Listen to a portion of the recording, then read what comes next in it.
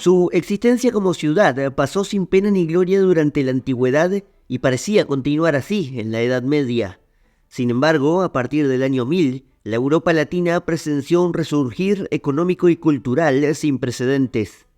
En los Países Bajos, en España, en el Mediterráneo, en el Valle del Rin, en Alemania y en el norte de Italia, las ciudades renacieron, comenzaron a repoblarse y ratificaron sus autonomías políticas como comunas medievales, o como mejor se conocen, se convirtieron en ciudades-estado.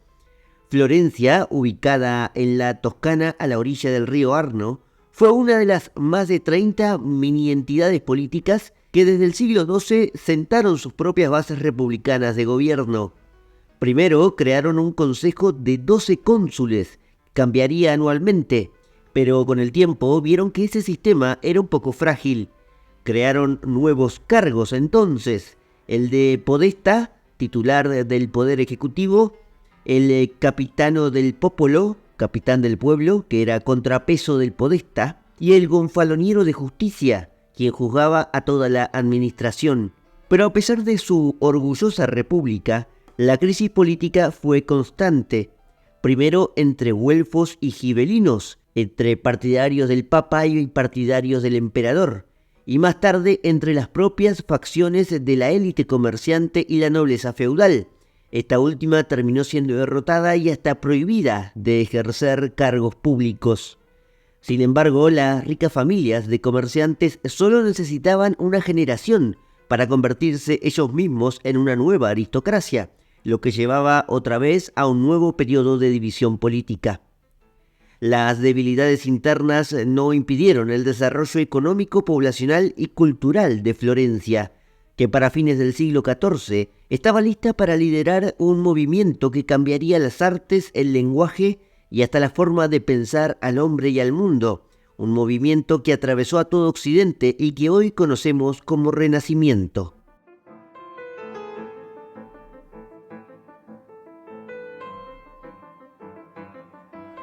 El origen de Florencia tiene poco rastro en la antigüedad, poco rastro de documentación, de fuentes históricas.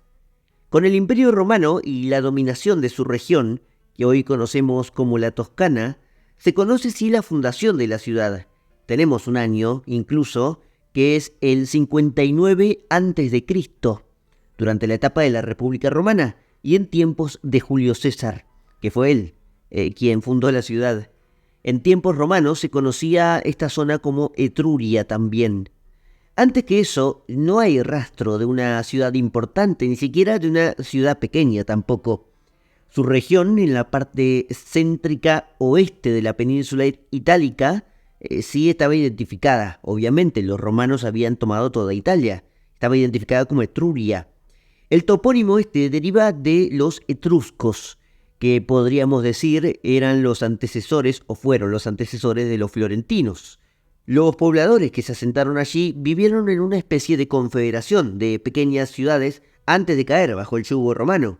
No fueron poca cosa, por cierto, llegaron a pelearse con Roma, a poner un rey en Roma, es decir, a vencer a la República, pero mucho tiempo antes. Es más, me estoy yendo de mambo, fue antes de la República, fue en la monarquía romana donde los etruscos dominaron a Roma brevemente.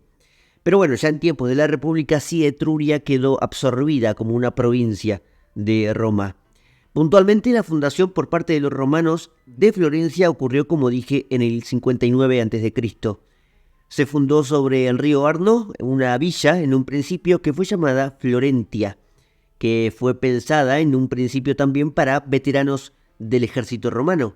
La estructura de la ciudad se definió rápido en sus componentes, típicamente romanos, ya que era la especialidad también, esto de fundar ciudades y de aprobar derechos civiles para los que vivieran allí. Los agrimensores la diagramaron de forma cuadrangular y subdividida a su interior por 7 calles.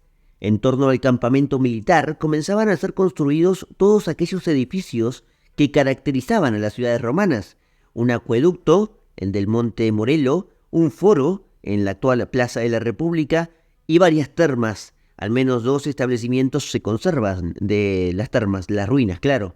También había un teatro, un anfiteatro y el territorio circundante era racionalizado con el parcelado de las áreas cultivables para abastecer a la ciudad. Existía también un puerto fluvial, porque allí salían o entraban los bienes desde el mar Tirreno o desde el mar de Liguria. La conexión era el río Arno. Tomó cuerpo así una verdadera y propia ciudad romana, y dado su origen militar fue dedicada a Marte, que fue el primer patrono de Florencia. Estas obras, el acueducto, los teatros, las termas, fueron todas destruidas posteriormente, en las guerras y en las invasiones bárbaras, pero sabemos de ellas porque se encontraron hace no mucho en excavaciones arqueológicas sus restos. Con el Imperio Romano, ya luego de la República, la ciudad volvió a tomar un impulso importante y hasta tuvo una sede de comandantes legionarios de la región, que los romanos, además de Etruria, como ya dije, era la Toscana, bueno, la llamaban Tucia también. Había un obispado también en Florencia luego de la conversión al cristianismo del imperio. Era obvio que Florencia o Florentia tuviera alguna importancia en la zona. Estaba además a apenas 270 kilómetros al norte de Roma. Aunque Roma, eso sí, fue decayendo políticamente y económicamente con cuanto más se acercaba el final del Imperio Romano. Como sabemos, Occidente entró en una grave crisis política y el imperio se terminó de caer tras las sucesivas invasiones bárbaras a finales del siglo V. Los principales azotes para Florencia llegaron en el siglo posterior. Provinieron de los ostrogodos primero, quienes la saquearon y destruyeron por completo, y luego de los lombardos, quienes ya ni se molestaron en revivirla, ni siquiera pasaron por allí y no quedó nada. Además, Florencia o la antigua Florencia formaba parte de un ducado lombardo, el ducado de Tucia, pero la capital ni siquiera estaba allí, estaba en la ciudad de Luca.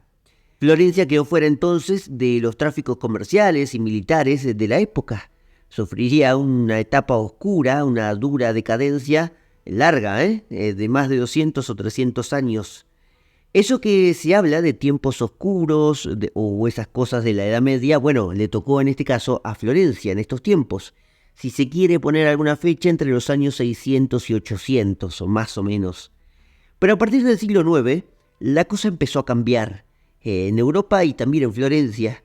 Los lombardos primero fueron derrotados por completo a manos de los ejércitos de Carlomagno, y algunos historiadores creen que el propio emperador carolingio pasó la Navidad en el 786 en Florencia. Se cree, obviamente, no está confirmado. Aunque el emperador haya pasado allí esa Navidad, de ciudad de Florencia no tenía nada. Era solo un paraje de pequeñas aldeas y nada más. Se asume, sí, que desde entonces, como toda Italia, comenzaría una leve reconstrucción en la época. Los carolingios comenzaron a poner títulos nobiliarios que se encargaban de alguna forma de restablecer alguna ciudad si era posible, si estaban los recursos, digamos.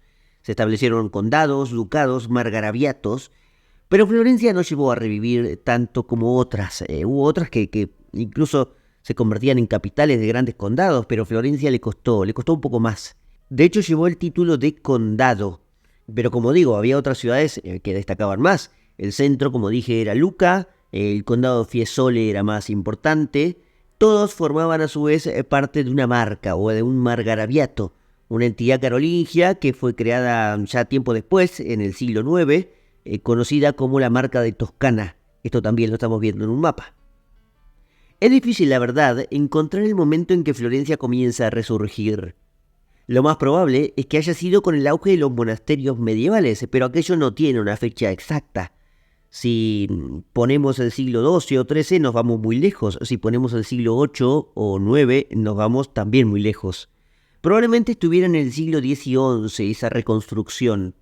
En el año 978, por ejemplo, ya data la fundación de una abadía benedictina en Florencia. Una abadía que fue autorizada a ser levantada por el duque Guillermo de Toscana. Los monasterios medievales fueron el principio de la gran reconstrucción, no solo de Europa, de la cultura occidental. Cumplieron un rol fundamental en el despertar que vendría en los siglos posteriores. Sobre este asunto hay un capítulo en Historiopolis que se llama así, Monasterios Medievales. Es por eso que tiene sentido pensar que en Florencia, si tenía un monasterio benedictino, se estaba dando algún tipo de reconstrucción. Y podemos asegurar que sí, porque ya en el siglo XI Florencia va a tener muchas más construcciones religiosas, entre ellas la actual Basílica de San Miniato al Monte, erigida en el año 1013, que fue apenas una capilla en un principio.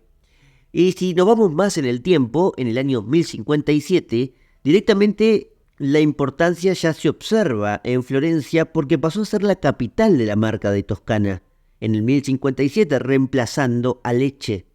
Ahora sí, en el siglo XI podemos decir que la vida de Florencia había resurgido, si no, no hubiera sido capital de un territorio tan importante. La Marca de Toscana era grande y lo seguiría siendo.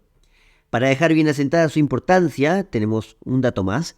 En el año 1061 fue un obispo florentino, Gerardo de Borgoña, quien llegó a la silla de San Pedro. Fue el Papa Nicolás II, uno de los papas más importantes de la época que llevaría adelante la Reforma Gregoriana.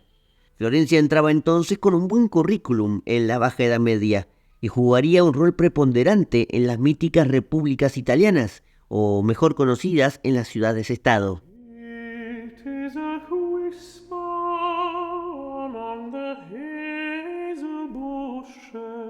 Lo que mencioné al pasar, esto de la Reforma Gregoriana, es uno de los eventos históricos que tenemos que tener muy presentes si queremos entender los principios de Florencia.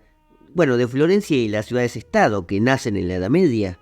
A partir de la Reforma Gregoriana surge también la querella de las investiduras, por ejemplo, y a su vez la guerra más famosa del medioevo entre el Papa de Roma y el emperador del Sacro Imperio, la guerra de los güelfos y gibelinos. Las repúblicas italianas jugarían un papel preponderante en ambos bandos, a favor del imperio y a favor del papado, pero el papado terminaría triunfando en esa disputa.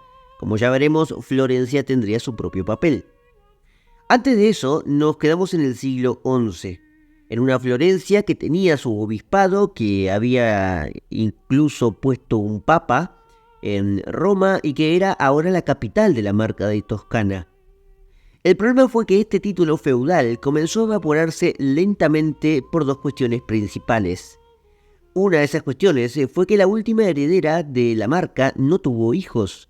Esta fue la famosa Matilde de Canossa. Y la otra cuestión principal fue que la organización económica y social estaba floreciendo en cada vez más rincones de Europa. Y este es un punto importante.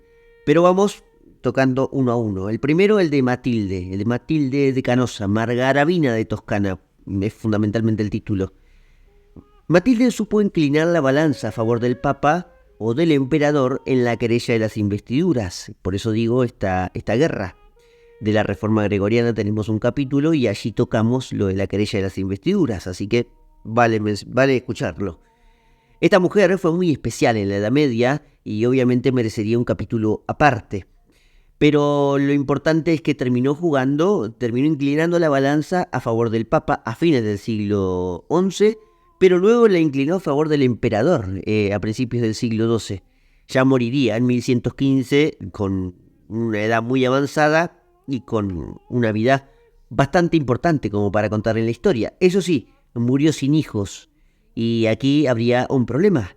Lo lógico hubiera sido que su dominio, un eje clave en el norte de Italia que podía inclinar la balanza hacia el Papa o el emperador, lo lógico era que su dominio pasase a su esposo viudo, quien no terminó llevándose muy bien, que era un alemán llamado Güelfo, si se llamaba Güelfo, y era duque de Baviera, y además era del partido de los güelfos. La otra opción era que Matilde había elegido donar sus tierras una vez falleciera a la iglesia. Esta era la otra alternativa, que finalmente se donara el ducado, el margraviato de Toscana, una enorme porción del territorio, al Papa. Pero aquello no llegó a comprobarse. Ni la iglesia ni el duque de Baviera tampoco reclamaron el título, por lo que el emperador germánico tomó cartas en el asunto. En aquel momento mandó a un representante suyo para gobernar en su nombre, con el cargo de vicario imperial y marqués de la Toscana. Un conde llamado Rabodo, que iba a gobernar en la Toscana, pero bueno, cuando llegó se encontró con algunas novedades en este territorio. Y es que en Florencia, que era la capital, los ciudadanos ni siquiera le abrieron las puertas. Buscó otra ciudad fortificada cerca, San Miniato, y así sí fue bien recibido, pero era un enclave mucho menor, con menos recursos. Estaba y está a 40 kilómetros de Florencia. Rabodo inmediatamente le hizo la guerra a la ciudad, a la capital, obviamente a Florencia, pero con pocos hombres para la batalla y sin ningún apoyo local, terminó saliendo derrotado y hasta muerto en el año 1119. Los emperadores seguirían nombrando durante los siguientes años a vicarios para gobernar la Toscana, pero uno tras otro fracasaría y tendría principalmente la resistencia de Florencia. ¿Qué estaba pasando en esta ciudad que respondía tan vorazmente a las milicias alemanas? Aquí viene la otra parte que mencioné, la de la organización económica, que en parte también explica la posterior organización política de la ciudad. De Florencia, que se organizó en estos años, comenzó a instalar la idea de una ciudad-estado. Para el siglo XII, en varias partes de Europa occidental, los campesinos habían comenzado a abandonar sus tierras de cultivo desde hacía ya un par de siglos para comenzar a instalarse en centros de población más abultados y amurallados, donde los grandes avances en la agricultura, como fue el sistema de tres campos, la agricultura rotativa, estaban aumentando bruscamente la productividad en aquellos años.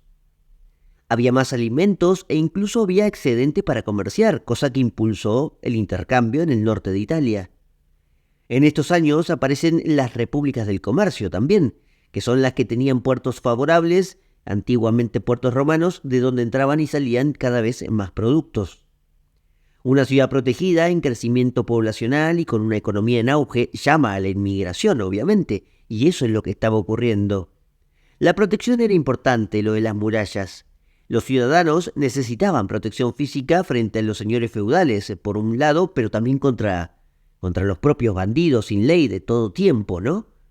Varios siglos de autonomía previos, de iure, habían construido un sentimiento de pertenencia en muchos rincones de Europa.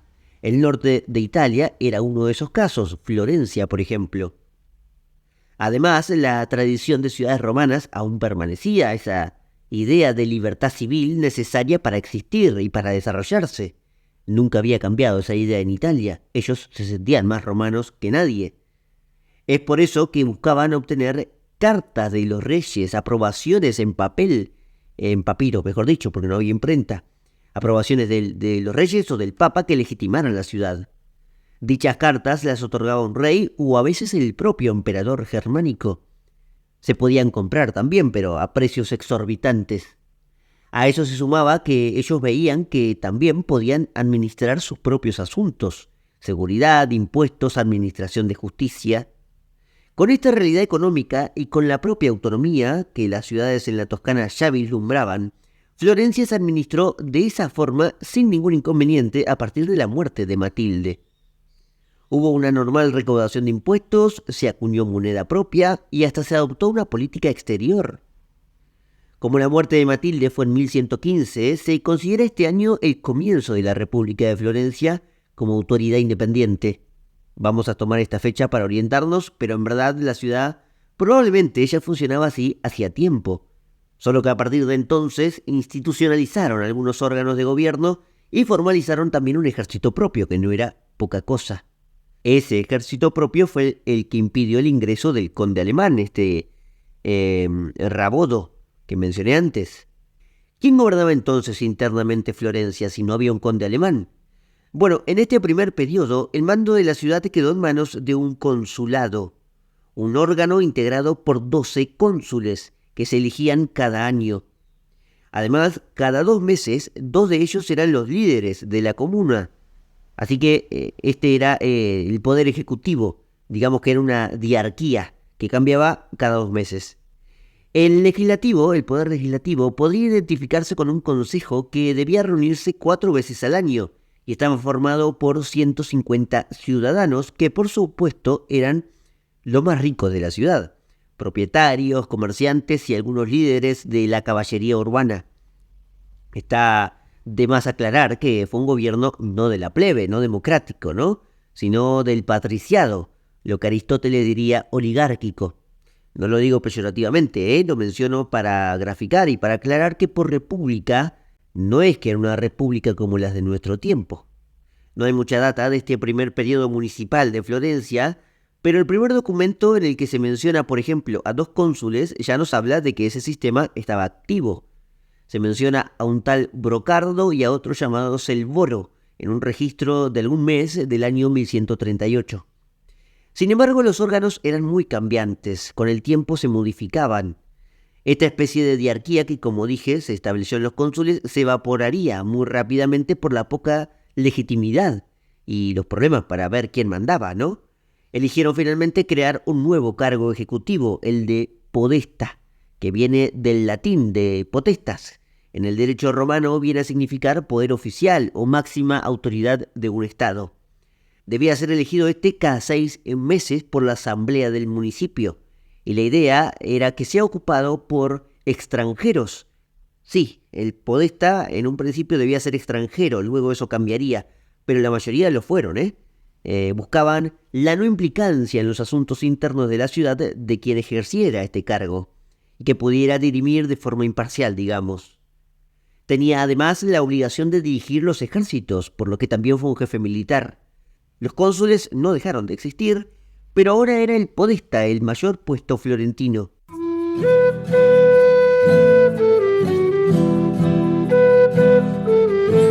El siglo XII fue un periodo de prosperidad para Florencia, no solo de un crecimiento en la natalidad, cosa que se observaba mucho ya en toda la cristiandad latina, sino también en el caso de Florencia tenemos que mencionar una serie de actividades enmarcadas en las artes, en la literatura, en las esculturas, en las pinturas también, ¿sí? Ya podemos hablar de pinturas, y también en la arquitectura, principalmente en la arquitectura.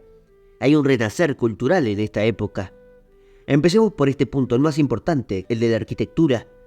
Uno de esos arquitectos famosos florentinos, del que no hay mucha información, data de fines del siglo XI y principios del siglo XII.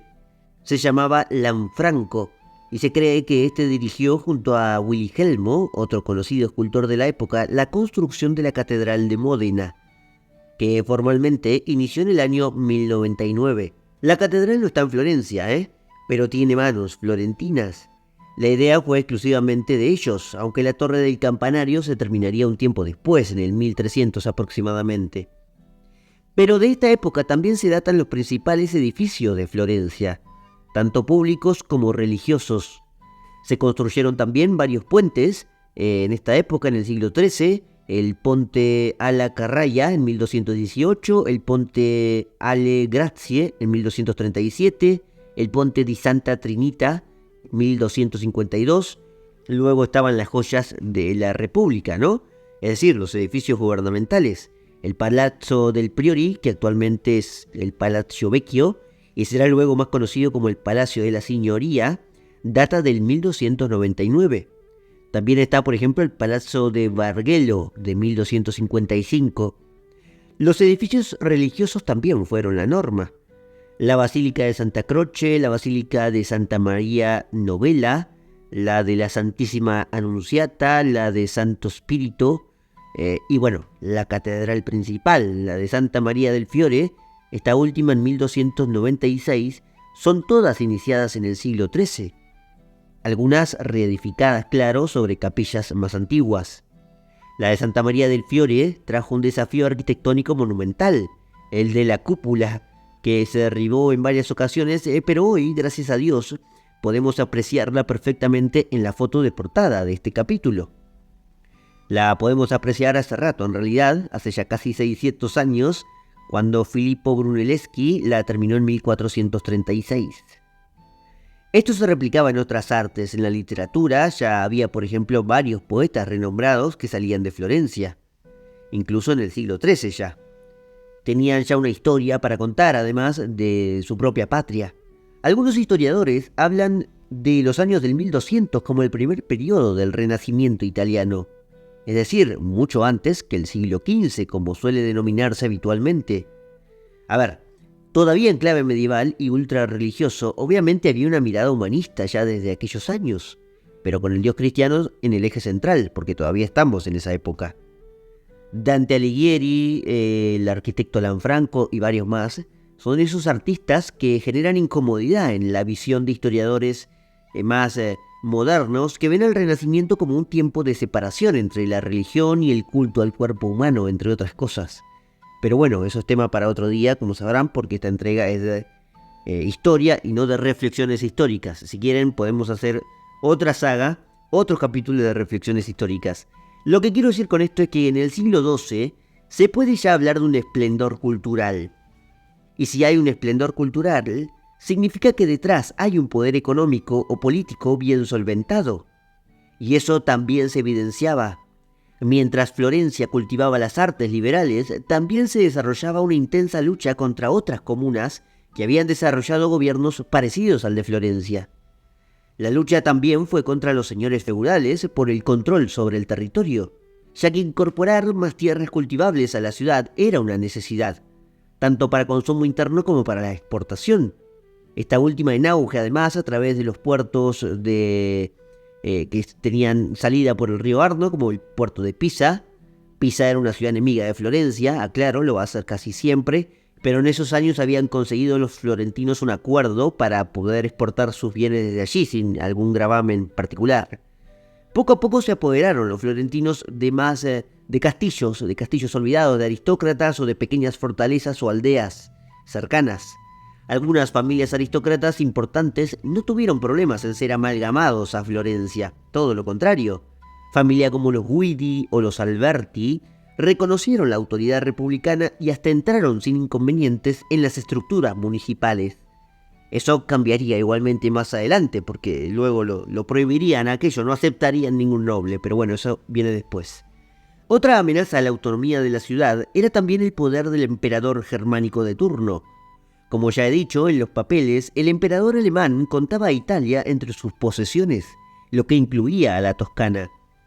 Los cónsules de Florencia no desconocían la soberanía en el emperador, de hecho trabajaban para obtener cartas y privilegios firmadas por el sello imperial que debían confirmar esos órganos constituidos que siempre estaban dudosos de legitimidad. Incluso también le rendían homenaje imperial al emperador si era necesario y le pagaban algunos impuestos cuando les otorgaban una cuarta. Eso no lo molestaba, por cierto, si el emperador convalidaba esa autonomía, y ese fue el caso, por ejemplo, lo tengo aquí anotado, no me lo quiero olvidar, del año 1187, cuando un emperador, Federico I Barbarroja, de la Casa de los Hohenstaufen, reconoció oficialmente con el decreto una carta real el autogobierno de Florencia. Y, la condición era que siguiera pagando tributo, que lo siguió pagando.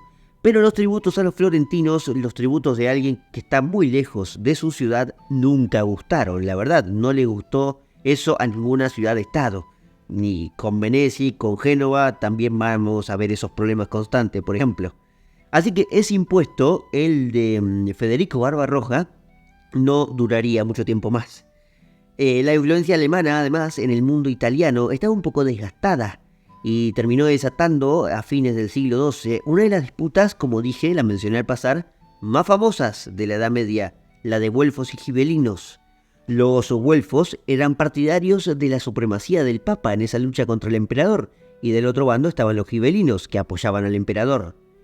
Pero esto no era una cuestión de naciones, como podemos pensar hoy, no era Alemania contra Italia, podía haber güelfos alemanes, y había muchos, y podía haber gibelinos italianos, que también había muchos.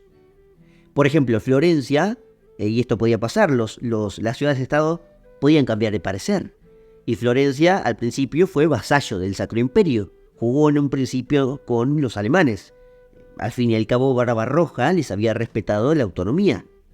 Pero tras la muerte de sus sucesores volvieron a buscar el control de Italia, del norte de Italia principalmente, y en ese trance las tuercas cambiaron. Los florentinos se terminaron acercando más al bando papista, es decir, pasaron a ser güelfos.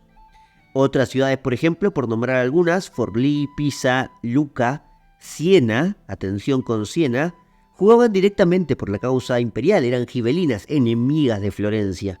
Siena y Pisa van a ser los grandes adversarios de Florencia. La guerra entre güelfos y gibelinos estaba a flor de piel entre las propias ciudades italianas. De hecho, no hacía falta que el emperador interviniese. Se mataban entre ellas. Claro, si el emperador intervenía, el problema era aún mayor. Y fue eso lo que ocurrió cuando un emperador Hohenstaufen, digo bien, sí, uno muy poderoso, que era nieto de Federico Barbarroja, también Federico II, impuso el rigor en el norte italiano luego de conseguir una victoria clave bajo su mando, él mismo dirigiendo sus tropas de mercenarios, en 1237, en la batalla de Cortenuova. Allí las ciudades güelfas la pasaron muy mal durante el dominio imperial. Florencia estaba entre ellas, quien no había ido a la batalla, pero caía en la revoleada por ser güelfa. Todo el partido güelfo, de hecho, debió ser exiliado de la ciudad de Florencia, que estaba en manos de un hijo ilegítimo de Federico, del nuevo emperador, que también se llamaba Federico, lo lamento, pero todos se llamaban Federico, si eran de algún Hohenstaufen. Este era Federico de Antioquía. Asumió como vicario imperial y sometió a la oposición en Florencia. Se nombró, de hecho, a sí mismo como podesta de Florencia, ¿se acuerdan? Este cargo importante. Pero Federico de Antioquía no estaba solo en Florencia, estaba en las varias ciudades italianas guerreando contra distintas resistencias. Y mientras se ausentaba, era obvio que la revuelta iba a aparecer, hasta que terminó apareciendo. Una de esas rebeliones fue motivada por una derrota que sufrió el propio emperador, en Parma, en el norte de Italia, en el año 1248. 2 años después fue también el emperador quien falleció, y luego de su muerte, de Federico II, en 1250, todo se vino abajo para los Hohenstaufen. Los güelfos recuperaron lo perdido y Florencia también volvió a renacer. Volvió a su autonomía e inició un nuevo periodo de auge conocido como la Primera Democracia. Un periodo que fue corto, que duró entre 1250 y 1260. Se completaron construcciones icónicas, se crearon nuevos consejos de gobierno y hasta apareció en la historia la famosa moneda de la ciudad, el florín, que buscaba consolidar esa hegemonía comercial en una moneda de oro propia. Una moneda de oro que pudiera disputarle la referencia internacional a las monedas que guiaban el comercio en la época. Las monedas imperiales, el dinar islámico, por un lado, era la moneda más importante, y por supuesto el sólido bizantino. El éxito del florín sería inimaginable. No se vio así en un principio, claro, pero posteriormente sería la moneda que guiaba la economía monetaria de Europa. La acuñación de la moneda tenía en el anverso la flor de lis, el emblema parlante de Florencia, y en el reverso el patrono de la República, San Juan Bautista. Pero este esplendor no frenó las guerras. En 1260 los florentinos fueron derrotados en la batalla de Monteparti, ya no contra tropas alemanas, contra enemigos extranjeros, sino contra otra ciudad-estado que, como dije antes, estaba creciendo mucho en poder. De hecho, era más antigua que Florencia, la República de Siena. Le sobrevino a eso un nuevo dominio externo y opositor a Florencia, un dominio al fin y al cabo gibelino, porque Siena era una ciudad gibelina. Además reclamaba la protección imperial, pero no había emperador en esos años como para hacerlo. Así que simplemente Florencia cayó frente al dominio de otra ciudad. Debieron llamar los florentinos a otra ayuda externa. Convocaron al rey de Nápoles y Sicilia, Carlos I de Anjou, quien finalmente, con ayuda del Papa, terminó liberando a la ciudad con sus propias tropas. De paso, una vez recibido como libertador de Florencia, tomó este cargo que vengo mencionando, el podesta. Pero bueno, cuando un monarca extranjero tomaba ese cargo y no lo soltaba por varios años, como fue el caso de Carlos, desconfiaban ahora del monarca. El Papa también intervino en este asunto porque había sido quien había auspiciado en gran parte la ayuda del rey de Nápoles, y le vino a decir al monarca que se estaba pasando, ¿no? Que se había quedado mucho tiempo allí. Carlos I, digamos, envainó la espada y decidió retirarse de Florencia, la dejó libre y se fue cerca de finales del siglo XIII.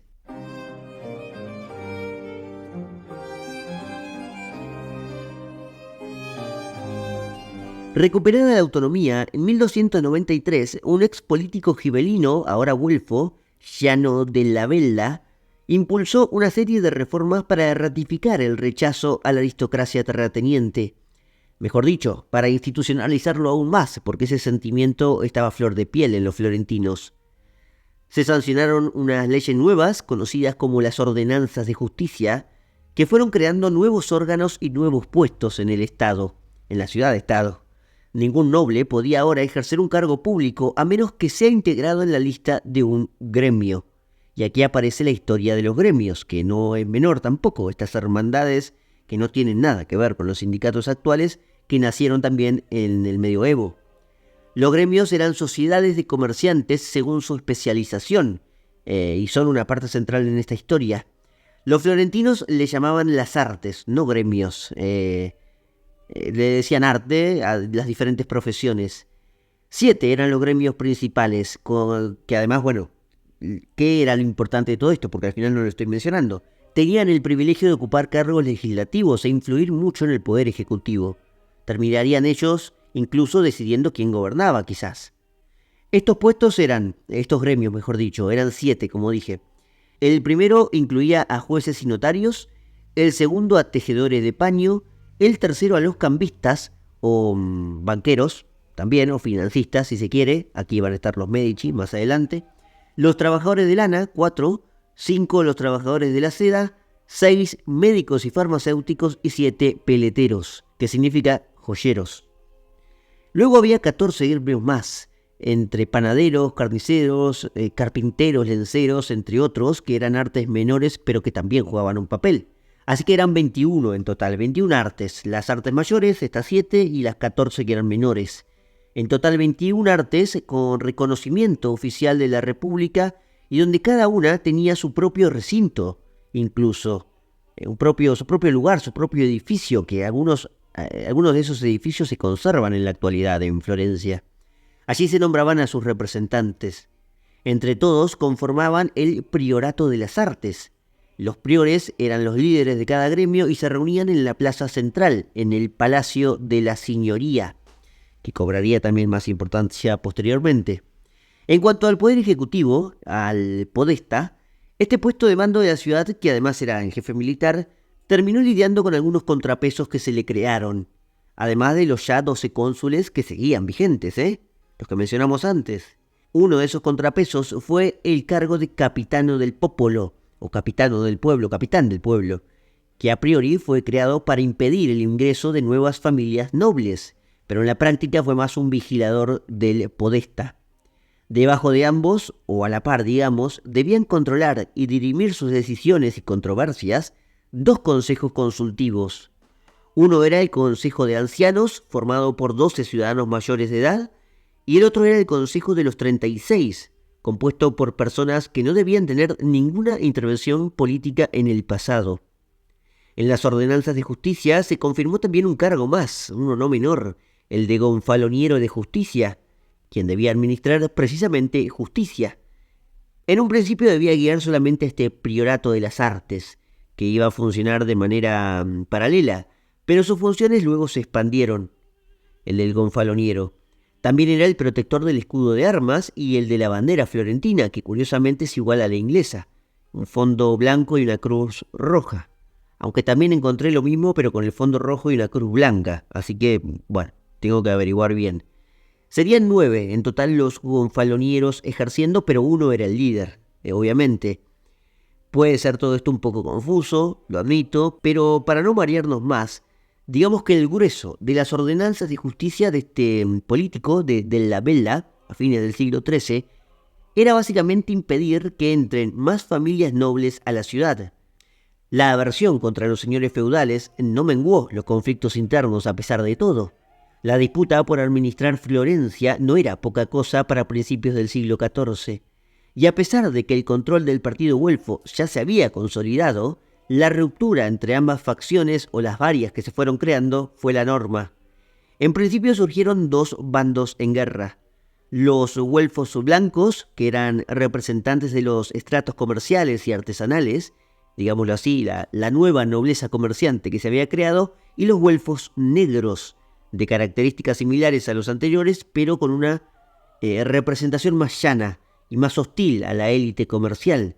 Eran también estos los güelfos blancos partidarios más radicales del Papa. La guerra involucró al hermano del rey de Francia, Carlos de Valois, y al rey alemán, Enrique VII de Luxemburgo. Fue una intensa disputa en la Toscana que terminaron ganando los güelfos negros, los representantes más cercanos al Papa. Del bando contrario, de los güelfos blancos, un famoso partidario y leal soldado fue un joven poeta llamado Dante Alighieri, quien había nacido en Florencia, pero que tras esta derrota jamás se pudo volver a pisar su ciudad natal, y ciudad que amaba además. Se la pasó viajando por toda Italia, pero nada lo llenaba en su tristeza de exilio. Muchos de sus personajes de la Divina Comedia, que terminan en sus círculos del infierno, eran partidarios, ya habrán adivinado, de los güelfos negros, de sus enemigos políticos. Murió Dante en 1321, no muy lejos de Florencia, en Rávena, pero bueno, sin poder volver. Para mediados del siglo XIV ya nadie podía negar el poder florentino. A pesar de las constantes disputas entre facciones políticas, su economía era una fuente de riquezas para Europa y el Mediterráneo oriental, donde llegaban productos como la lana y la tela, que era de primera calidad. También el comercio interno era muy intenso entre las ciudades. Para mediados del siglo XIV, la ciudad ya contaba con una población muy abultada. Por ejemplo, para ponernos en números, alrededor de los años 1100 no podíamos contar con más de 30.000, 40.000 personas. Pero alrededor del año 1350 ya podemos contabilizar en Florencia una estimación de 120.000 ciudadanos. En medio de todo ese auge económico, lo que sobresalía en la ciudad ya eran la banca y las finanzas. En 1340, por ejemplo, tenemos una crisis en Florencia, una crisis financiera, de hecho, un crash, donde las quiebras de Francia e Inglaterra, desguazadas por la Guerra de los 100 años, llevaron a un golpe recesivo a los florentinos, lo cual nos habla ya de esta influencia. Si había una crisis de finanzas, una crisis financiera, bancaria, era porque había un auge precisamente en las finanzas. Un crash es una consecuencia de que antes debió existir un boom. Así que esto lo explica, lo evidencia. Las casas bancarias eran muchas, eran varias en Florencia, se cree que más de 60. Pero los principales bancos estaban manejados por la familia de los Bardi, de los Acciaioli y de los Peruzzi. Pero había mucho más, como digo, había más de 60 o 70. Como Florencia no era difícil hacerse rico, para alguien con algo de capital, cualquier comerciante podía escalar hacia la banca. Los puestos gubernamentales eran también un trampolín de prestigio, si es que se hacían bien las cosas, claro. Pero no nos olvidemos de aquella crisis de los años 40-50, que supuso un golpe a la credibilidad de la banca florentina. Sumado a eso también tenemos que mencionar a la epidemia de la peste negra, que tampoco ayudó mucho. A Florencia además le pegó muy fuerte, perdió más del 30% de la población. Sin embargo, para la década de 1360 había logrado recuperarse, incluso en natalidad, es decir, recuperando las casi 120.000 almas. Pero lo que nunca menguó en Florencia fue la guerra política. La población de la ciudad, como ya dije, era de un número considerable para la época, pero tenía una cuestión importante a atender que aún no estaba atendida, y era que mucha población era asalariada, especialmente artesanos, miles y miles que fueron aumentando con el tiempo y que, lo más importante, no tenían representación gremial. Sin gremio no había forma de adquirir los derechos políticos. No solo la representación, sino que no podían unirse a las corporaciones comerciales, sacar tajada de ganancias mayores.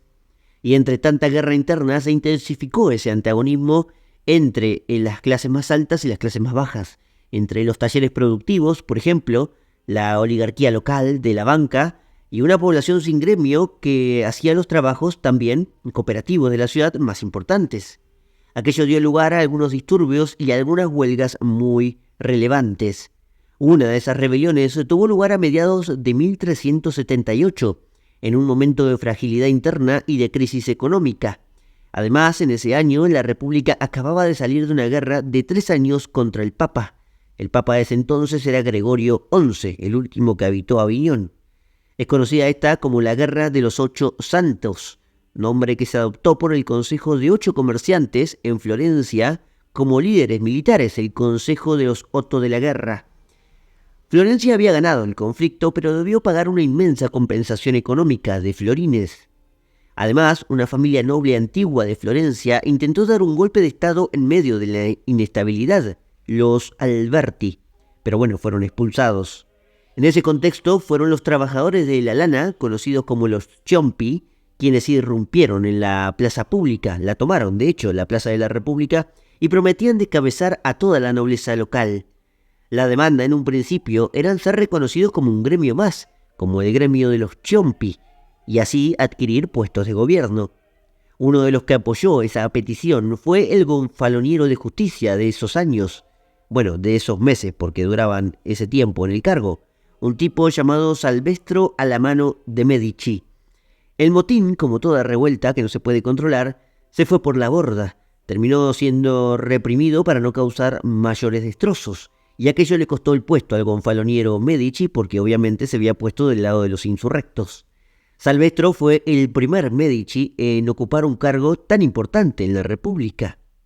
La data de la familia Medici se puede rastrear, aunque con varios grises, al siglo XII, y hay documentos donde algún Medici alguna vez ocupó algún cargo municipal, pero como saben eran cargos breves y menores la mayoría.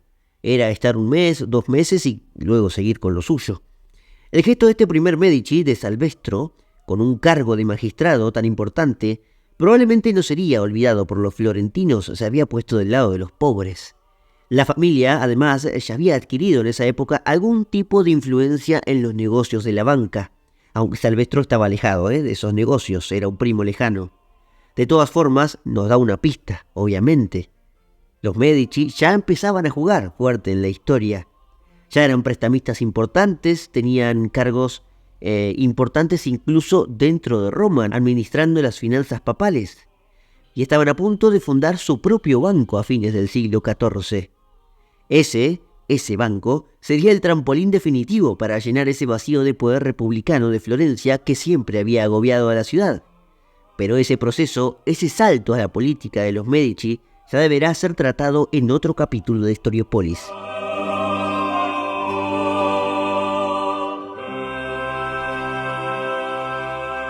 Creo que van a encontrar muy poco de la historia de Florencia antes de su renacimiento, de su etapa del Renacimiento, así que espero que les haya gustado este capítulo que trata de hacer eso, ver un poco la historia, refrescar esos siglos antes del renacimiento de la ciudad, y ya tenemos todo el terreno preparado para así poder cosechar el próximo episodio, que es obviamente sobre los Medici.